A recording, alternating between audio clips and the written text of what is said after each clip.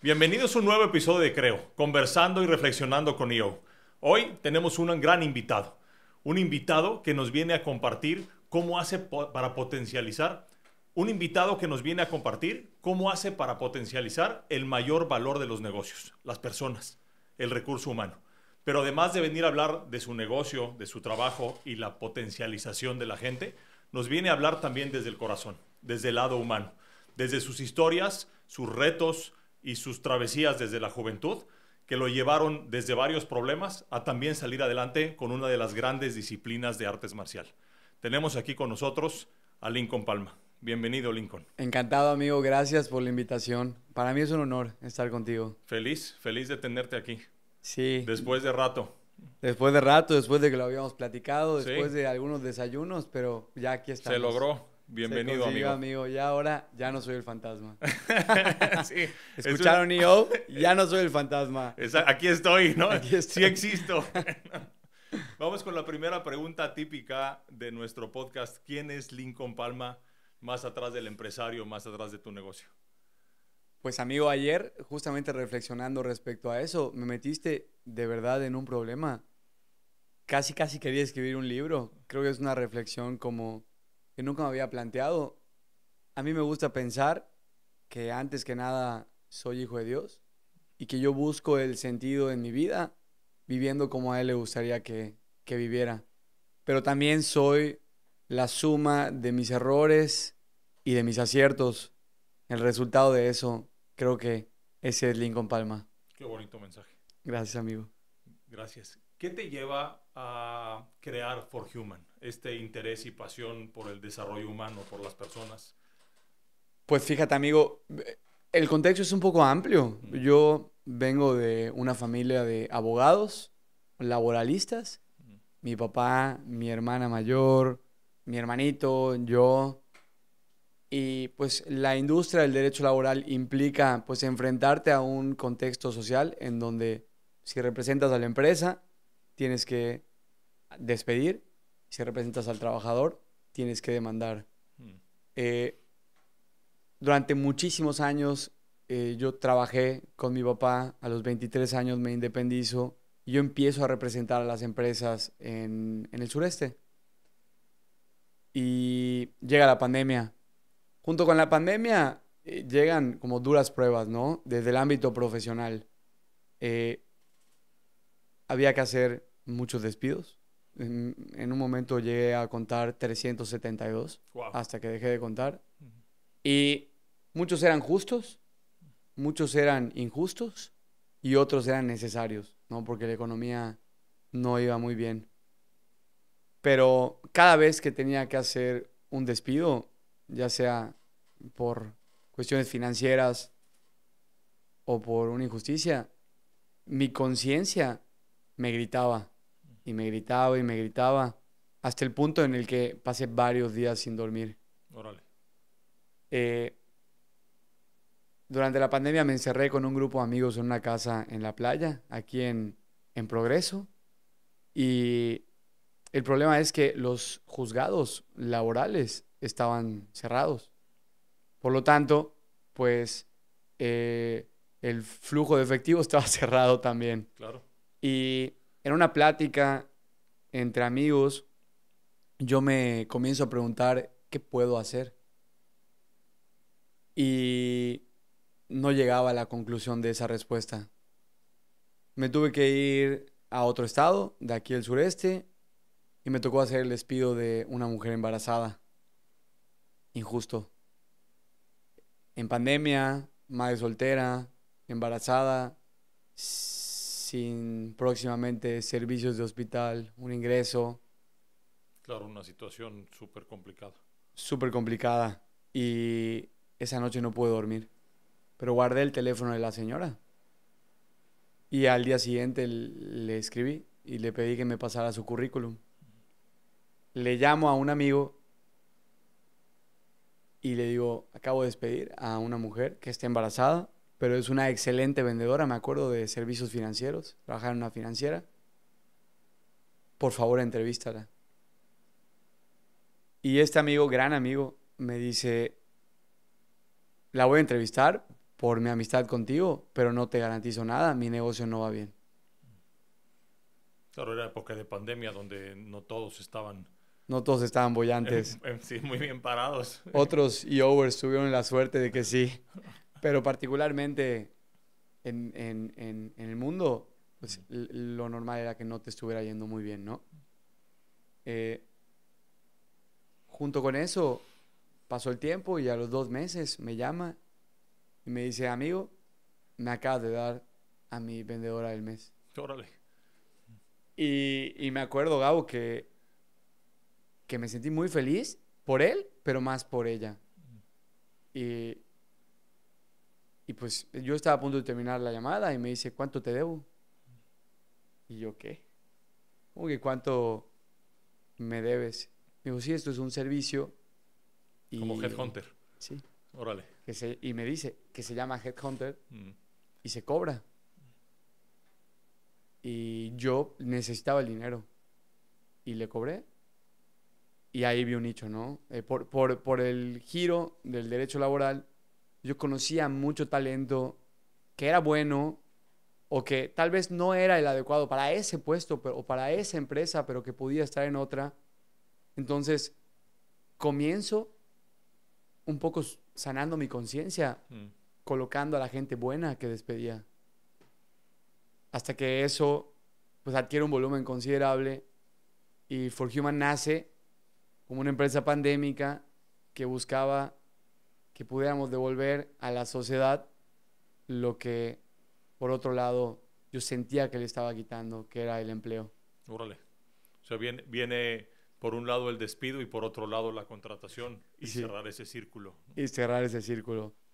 Y claro, hay estándares elevados para que nosotros aceptemos un reclutamiento, ¿no? Nosotros tratamos de... No son negociables las prestaciones mínimas de ley. Dentro de nuestro proceso de contratación hay un estudio de mercado.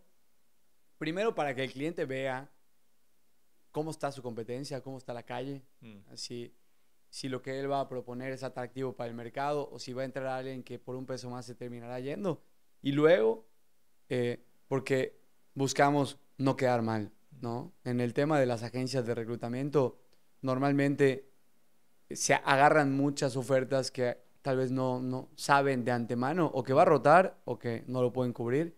Nosotros evitamos eso precisamente para pues tratar de que el servicio que demos sea de calidad, pero también de que el empleo que ofrezcamos sea digno. O sea, For Human nace de una incomodidad personal o emocional o de conciencia en decir, esto que está sucediendo es injusto, estoy yo participando en estas injusticias y quiero darle la vuelta. Tal cual, amigo, como lo acabas de describir. Y es un poquito, regresando a la primera pregunta, creo que somos el resultado de nuestros errores y de nuestros aciertos. Y el resultado de eso en mi ámbito profesional es For Human. ¿De dónde nace este estado de conciencia, este estado de justicia? ¿Crees que es algo con lo que naciste o es algo que fuiste construyendo en el camino? ¿O es algo que tú mismo recibiste de injusticias y entonces lo pudiste comparar? Fíjate que mi papá, antes de que yo eligiera qué carrera, nunca me presionó. Pero dentro de mis opciones sí estaba el ser abogado. Digo, él es un abogado muy exitoso, muy formado, muy reconocido. Y yo estaba entre mercadotecnia, psicología, derecho. Y me preguntó mi papá, ¿por qué derecho? Y yo le decía, porque creo que puedo ser buen abogado. Y me dice, eso es negociable. No es un requisito indispensable para dedicarte toda la vida a una profesión. Y le dije, ¿y qué sí lo es? Afán de justicia. O sea, el abogado tiene que nacer con un afán de justicia. Hoy yo entiendo que es algo que Dios puso en mi corazón. Pero en mi caso no se reflejó como algo meramente positivo, ¿no? Yo me acuerdo que en el salón de la escuela, si algo no me parecía, yo era el típico que conflictuaba al maestro y reclamaba y le llamaba la atención. Eras el defensor de las causas. Sí. Yo cero mediador, el defensor de las causas sin importancia o con importancia. Entonces, eso me ocasionó ese afán de justicia mal encausado. en ese momento me ocasionó muchos problemas eh, que me llevaron a también luego sentir que se me tratara de manera injusta y creo que eso lo terminó de potenciar, ¿no? Pero amigo, de ahí viene. ¿Cómo cuáles problemas? O sea, en defensa de las cosas que no debías de haber participado, por ejemplo. Sí, o sea, me acuerdo que mi mamá, Santísima Madre, me decía, ejemplo, yo tenía un vecino que no tenía las mismas posibilidades económicas que nosotros. Y un día me cuenta que en su casa Santa Claus no iba a llegar. Y no me acuerdo por qué, ¿no? Me acaban de regalar un Game Boy Color que me habían traído mi hermano mayor de viaje. Y se lo terminé regalando. Yo me acuerdo que llegué muy contento a mi casa a contar que le había regalado el Game Boy a Juan José porque no iba a llegar Santa a su casa. Y me acuerdo que me dijeron que es muy fácil saludar con sombrero ajeno. Pero se me quedó marcado, ¿no? Junto con ello, habían problemas en los que yo me metía por defender a alguien. Entonces, no sé, en el colegio, a lo mejor a un amigo lo estaban regañando por algo injusto, yo discutía y a mí me terminaban sancionando. Y me acuerdo que mi mamá me decía que si yo tuviera que responder pues, por los problemas del mundo, ya no tendría mundo. Y así, infinidad de veces en las que me regañaron por meterme en un problema que no me correspondía, ¿no? ¿Y hasta dónde te llevó esos problemas? Uy, amigo, creo que pasé por toda la escuela de Mérida. Eh, Al menos las más conocidas, pasé por ellas.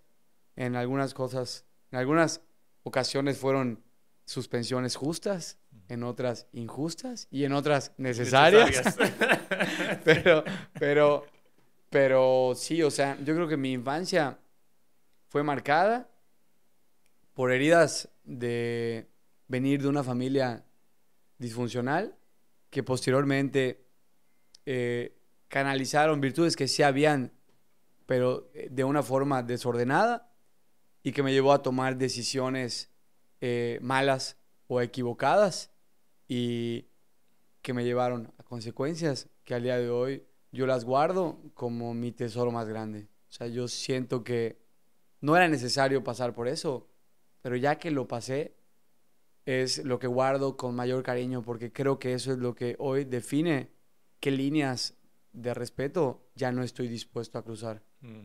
Sí, inclusive tuviste una pelea en Progreso también defendiendo una de estas causas justas, ¿o eso? Sí, justo sí. O sea, este evento público fue en un verano en donde yo me fui de regatas con mis amigos, es que son cuando en las familias sacan las lanchas para ir a divertirse y demás. Okay. Y hay no mucho alcohol, sino un montón, más que eso. Una combinación explosiva entre defensor de las causas y el defensor alcohol. De las causas, Sí. Puberto y no, todo mal. Entonces me acuerdo que estábamos en la lancha de un amigo y comenzaron a jalar el ancla, que porque otro amigo tenía que ir a ver a su novia. Y en ese momento, pues, le dijimos que no, pero él se entercó y dijo que sí. Y pues, él estaba tomado. Entonces, yo me ofrecí en llevarlo. Bajamos a la feria de Chicxulub por un esquite para que a él se le bajara la borrachera. Yo me acuerdo que yo iba conduciendo. Cerré el coche. No, mentira, no cerré el coche. Se quedó abierto. Fuimos por el esquite. Y en eso pasa un pointer negro. Y le pega en el espejo y se vuela. Y esta persona se baja del pointer como diciendo, ¿por qué lo estacionas ahí? Como si el que hubiera estado mal hubiera sido yo que estacioné. Entonces mi amigo, que no estaba pues en óptimas condiciones sí, para pelear y tomar decisiones muy certeras o para dialogar, se acerca a esta persona que era pues, mayor que nosotros y y lo empuja Mm. y pues llegó super down Mm. a, a defender a su amigo. Se armó el trompo ahí. Y se armó el trompo y luego el trompo, llegaron los policías y se armó el trompo con los policías y terminé en los separos 72 horas porque gracias a Dios tengo un papá muy sensato y cuando le llaman y le dicen, está tu hijo aquí, quiere hablar contigo. Y yo le dije, ¿qué onda, papá? Estoy en los separos, ayúdame. Me dice, sí, mi amor, una pregunta, ¿tomaste? Le digo, sí. Sí, un poquito. Nos vemos en 3 días. Órale. Y me colgó. Y tuvo la sabiduría para poder gestionar a un niño rebelde Mm. y poder hacerme sufrir las consecuencias de malas decisiones. Luego todo estaba controlado, ¿no? Él le pidió a los policías que me hicieran lavar la RAM 2500 con agua y un trapo, porque él les había dicho que no había, que me dijeran Mm. que él no había pagado la fianza. En realidad sí la pagó, pero hizo que Mm. me pusiera a limpiar las camionetas para que pues, yo tuviera una lección un poco más rigurosa que antes y te pudiera presumir que el 2 de noviembre, si Dios lo permite, cumplo 9 años sin una gota de alcohol. Wow. Sí, no sé si lo has visto en las reuniones, porque casi no voy. No, no es cierto. Por eso el fantasma. Pero, Oye, ¿qué pues no. posición la de tu papá? Dijo, lo imagino y digo, el amor de los hijos y todo, a veces lo que hacemos los papás por los hijos, pero tener esa, no sé, templanza, fortaleza de decir, pues paga las consecuencias de lo que hiciste. Sí, sí, la realidad es que independientemente de los problemas del matrimonio de mis padres, siempre tuve, digamos, una educación rigurosa. Mm. Yo me acuerdo que hablábamos del arte marcial, ¿no? En algún momento de mi carrera deportiva yo no quería ir a entrenar y mi mamá me obligaba a ir y me llevaba y yo le rompí el karate en la puerta para que no me bajara. Ah, sí, pues te bajas así. Y me bajaba en short a entrenar por Ya haber... con el No, uniforme no, no. roto. Sí. Y así te pudiera contar ella más que yo con cuántas cosas tuvo que lidiar para que yo pues hoy pueda ser cuando menos un hombre que lucha por ser de bien. Órale. Leí ahorita que decías artes marciales y el karate, que inclusive en algún momento, digo, entiendo esta disciplina, pero en algún momento hay en redes o contenidos que dicen el rockstar del karate en Mérida porque estuviste en competencias nacionales o internacionales, no sé, representando a Sí, Yucatán.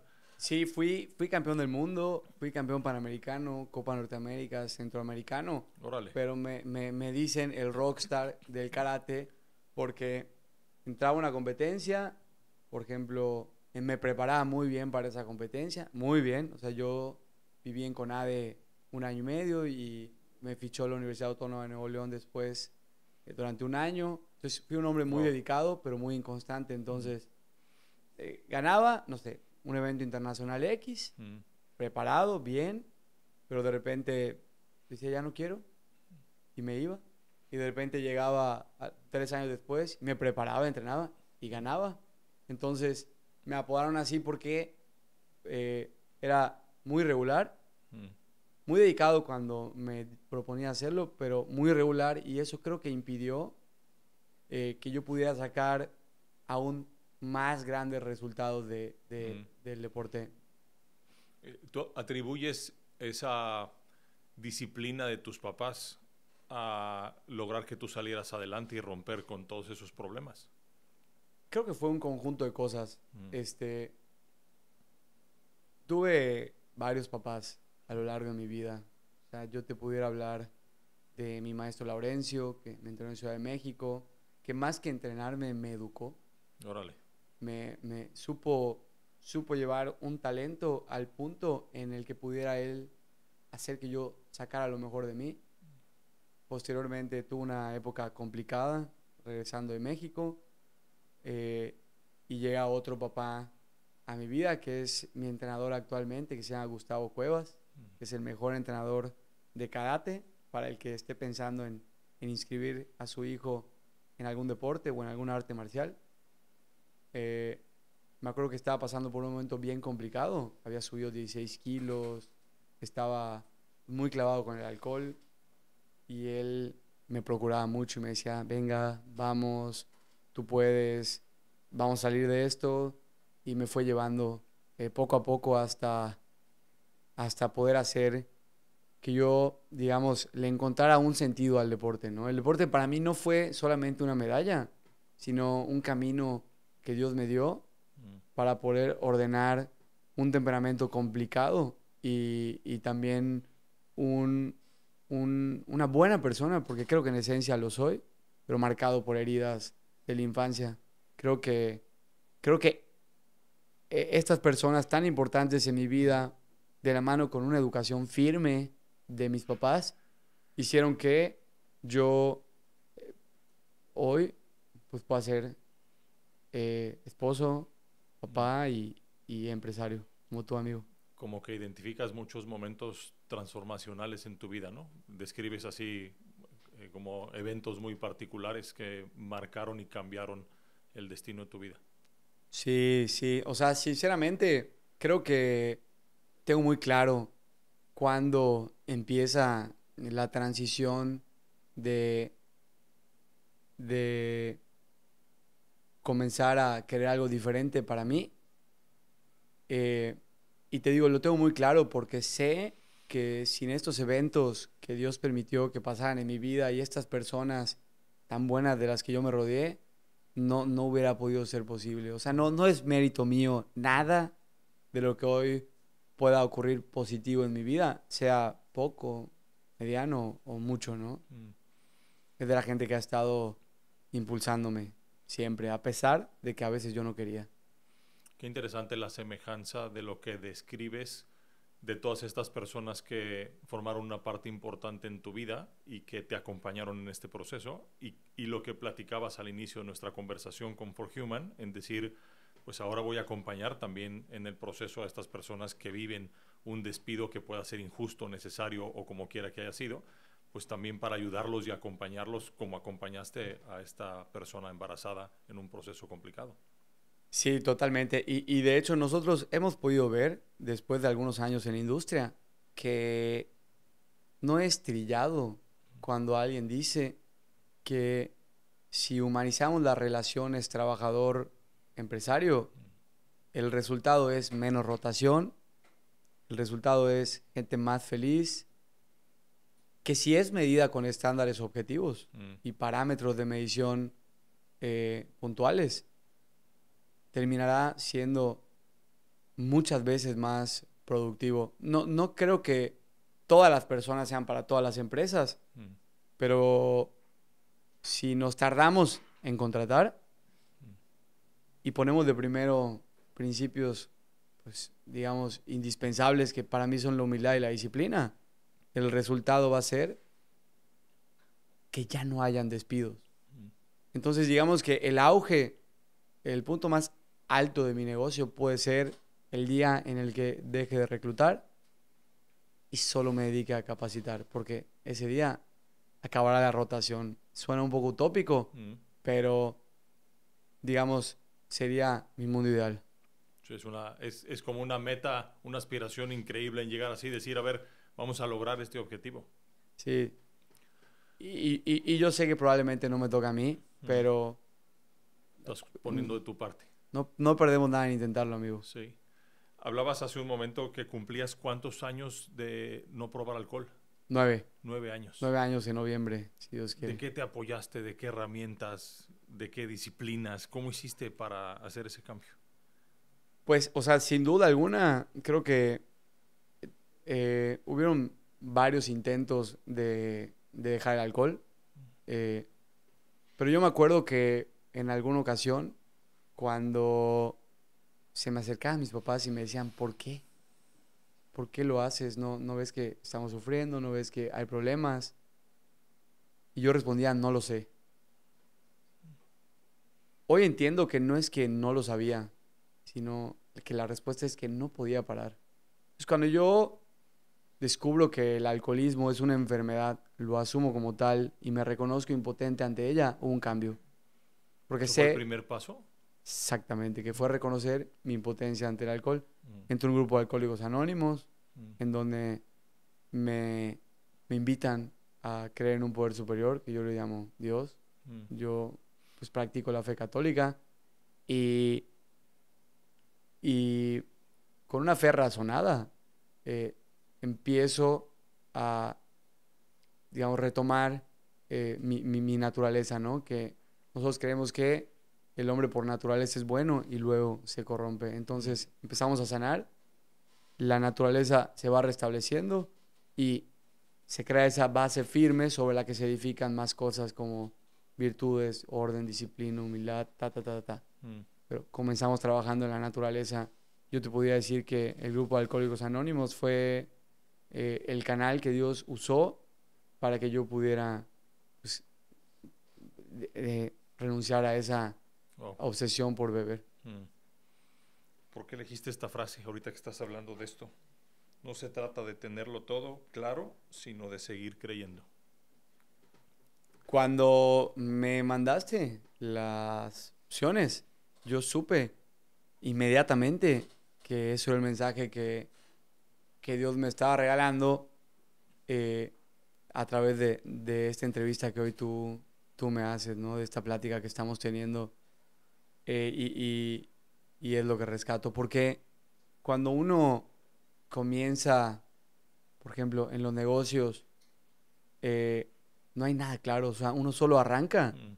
y conforme va avanzando, pues hay una especie de fe ciega de que me va a llegar a algún punto estas horas de dedicación. Mm. Y es un poquito como lo platicábamos tú con estas inquietudes nuevas que tienes. No hay nada claro, pero hay algo en mí que me invita a seguir avanzando. Y yo creo que mi vida ha sido de... Los resultados nunca han llegado cuando yo he esperado. O sea, y eso que a mí me gustan los resultados rápidos, pero las cosas nunca han ocurrido de la forma en la que yo quisiera. Pero sí es verdad que todo ha llegado en los tiempos en los que Dios ha permitido y siempre al final termina siendo mejor de lo que yo quería. Supera mis expectativas en resultados, no en tiempos, no en formas, pero en resultados. Siempre me ha sido más redituable creer. Y en mi caso, cuando leo sino de seguir creyendo, no me refiero a algo, sino a alguien, Mm. que para mí es Dios. Órale. Hablaste hace un momento, dijiste yo creo, ¿no? ¿En qué cree Lincoln Palma? Hablando de nuestro podcast, creo. Pues yo creo que sí podemos hacer una diferencia en este mundo. Creo que gran parte de lo que nos une como EOers es el tener todavía este ímpetu un poco romántico de que a través de a lo que nos dedicamos podemos dejar un poquito de lo que queremos entregar a las siguientes generaciones. Y yo creo que grupos de amigos como los que encontramos en EO, que tenemos no solamente intereses en común, sino que también heridas en común, problemas en común, historias en común y sobre todo las ganas de trascender, es lo que nos permite encontrarle sentido al día a día, ¿no? Porque si no, sería todo dinero y eso no es lo que nos mueve. ¿Qué te ha dejado EO ahorita que hablas de la organización? Sobre todo me ha dejado grandes relaciones. Y no me refiero solamente a lo profesional, sino me refiero a estar conviviendo con gente tan diferente a mí, pero tan respetuosa de esas diferencias, ha hecho que yo pueda ver perspectivas que nunca antes imaginé que existieran. Y al final eso me ha conducido a una verdad que ha hecho mejor mis relaciones interpersonales. Empiezo por ahí, eso es lo primero que yo reflexiono cuando pienso en EO. Y segundo, también mejores prácticas para mi negocio. Una de esas pláticas y prácticas ha sido los retiros que me enseñaste que tenías, que hoy ya no te repliqué, sino que te recopié. Qué bueno, hay que ponerlo a disponibilidad Sí. para que alguien más lo sirva. al igual que lo que nos estás compartiendo. Es correcto, amigo. Hay que hacerlo. ¿Con qué mensaje te gustaría cerrar nuestro episodio? ¿Qué más quisieras decir? Pues creo que si tuviera que yo dejarle un mensaje a la audiencia es los juicios no sirven para nada. Entonces siempre hay que darnos la oportunidad de conocer al que tenemos enfrente. Nos podemos sorprender. Gracias. A ti, amigo. Gracias por estar aquí. Hoy te admiro y te quiero más que hace una hora. Y en una hora todavía más vas a que nos vamos a ir a Gracias comer por bien. estar aquí. Gracias a ti, amigo. Gracias al equipo que hace que esto sea posible. Gracias a ustedes que nos ven aquí en las redes sociales, en nuestro podcast, en Spotify, en YouTube. Recuerden, estamos en Instagram, especialmente io-mérida. Ahí encuentran este episodio. Pueden consultar los anteriores y síganos para los siguientes. Muchas gracias.